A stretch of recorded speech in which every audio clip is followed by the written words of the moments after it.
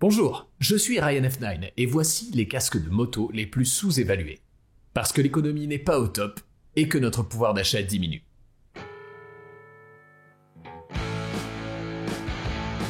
Prenez le HJC C10. Ce casque a été pensé pour coûter $100. $100 américains, 100 livres britanniques.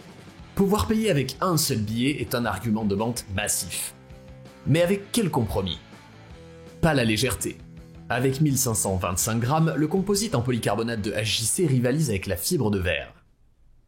Pas les fonctionnalités non plus. La visière est compatible pin-lock, elle s'enclenche 1, 2, 3, 4, 5, 6, 7, 8, 9, 10 fois. Les aérations aèrent, les mousses se retirent, mes haut-parleurs ont de la place. C'est aussi casqueux que le casque le plus casqué qui ait jamais casqué. Ce qui me fait peur, c'est le mot invisible avec un S. Notre C10 à $100 est approuvé ECE 2206, avec un autocollant DOT en Amérique du Nord, tandis qu'un casque comme le RPHA1N à $1000 est approuvé FIM. La différence que votre tête ressent lors d'une chute vous choquera, et on peut vous donner un aperçu avec des personnes décédées et des singes.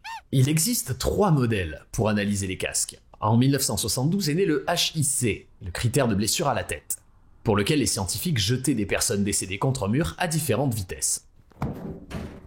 Envisagez de donner votre corps à la science dès aujourd'hui. La formule résultante permet aux testeurs de casque de mesurer l'accélération de la tête d'un mannequin dans le temps pour obtenir un score de critère de blessure à la tête, qui modélise la probabilité de décès. Bien sûr, vous pouvez vérifier si le crâne d'un cadavre est fracturé, mais vous ne pouvez pas lui demander s'il a une migraine. Donc en 2013, des scientifiques ont donné à des singes des commotions cérébrales. Sauvage, je sais. Mais cela a donné des chiffres critiques de vitesse angulaire, et en utilisant cette formule, les testeurs de casque peuvent mesurer la rotation de la tête d'un mannequin pour obtenir un score BRIC, le critère de lésion cérébrale qui modélise la probabilité de commotion. Bien sûr, les personnes décédées ne sont pas des personnes vivantes et les singes ne sont pas des personnes du tout, donc aujourd'hui nous examinons des vraies personnes vivantes avec des blessures vraiment bien documentées, pour créer un modèle numérique avec des éléments extrêmement précis. Un superordinateur compare ensuite la simulation avec le diagnostic médical réel pour générer un SFC. Ça a l'air sophistiqué, mais le critère de fracture du crâne n'est en réalité qu'un critère de blessure à la tête modernisé. Voici donc la vérité. La norme ECE 2205 teste le HIC mais pas le BRIC, c'est le meilleur que 2003 pouvait offrir. Mais les revendeurs peuvent légalement vendre des casques ECE 2205 jusqu'en 2024. N'en achetez pas!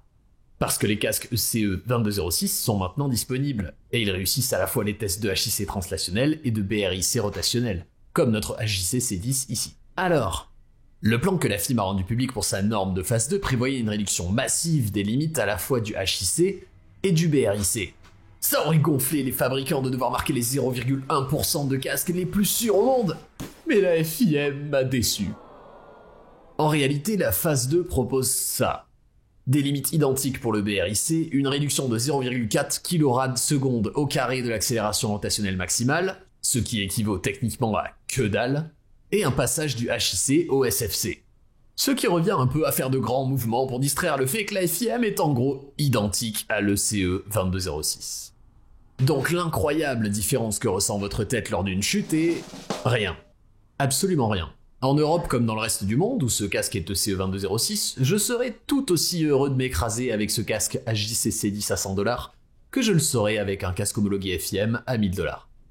Un triste constat pour l'industrie de la moto, mais une belle journée pour les fauchés qui n'avaient pas 1000 balles à dépenser de toute façon. Si je pouvais dépenser 300, j'opterais pour l'AGV K1S. Également approuvé ECE 2206, mais AGV propose une ligne plus sympa. Il a l'air bizarre et tordu sur une table, parce qu'AGV, plus que quiconque, moule pour le MotoGP. Cette mentonnière abaissée agit à l'opposé du diffuseur avant d'une voiture, créant 2 canaux de circulation élevés à basse pression, soulevant la structure jusqu'à un poids inexistant à grande vitesse. Cette forme a été développée en soufflerie pour l'AGV K5 à $700. Il en va de même pour le champ visuel Ultravision, une plage verticale supplémentaire pour pouvoir voir en ligne droite et lors des freinages. Et enfin, ce spoiler arrière provient du Pista GP à $1500. Il est incroyablement bien moulé pour une forme à $300. La seule façon pour AGV de proposer un prix réduit, pour une coque de fou, c'est d'en produire moins. La plupart des casques utilisent 3 tailles de coque, une pour les XS et S, une pour les M et L, et une autre pour les XL et XXL. Ainsi, chacun obtient une taille de casque qui correspond à peu près à la taille de sa tête. Mais pour le K1S, seulement 2. Si vous êtes un M ou un XXL, quel vénard, vous obtenez une coque fabriquée avec soin qui est aussi petite que possible. Mais si vous êtes un L ou un XS, vous partagez cette taille avec les grosses têtes. J'adore cet exercice consistant à rendre un casque sport aussi bon marché que possible, sachez juste que ça marche uniquement si vous avez une certaine taille de tête.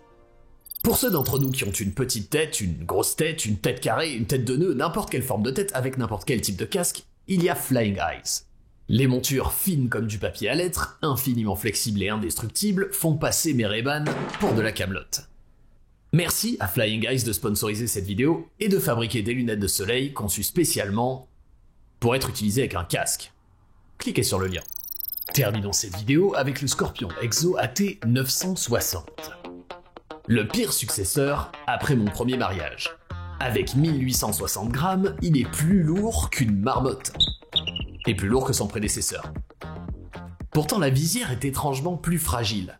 Tellement fragile qu'elle tremble désormais au moindre souffle. Plusieurs témoignages racontent que ça fait sauter la visserie. Et hop, vous voilà en surgelé à 120 km/h. Scorpion ont également ajouté un port pour leur système de communication et déplacé la manette d'écran solaire juste à côté pour bloquer ceux qui espéraient monter leur cardo. C'est une mauvaise reprise, mais la chanson originale est toujours bien. Un casque tout-terrain, un casque de touring et un casque ouvert. Toutes les astuces d'un Schuberth E2 pour la moitié du prix. Alors montrons notre gratitude au 960, parce qu'il a mis l'ancien modèle 950 en solde. Scorpion se dépêche de vendre ses beautés à 300 $, pour que le public oublie rapidement à quel point elles étaient meilleures que cette mise à jour à 400 $.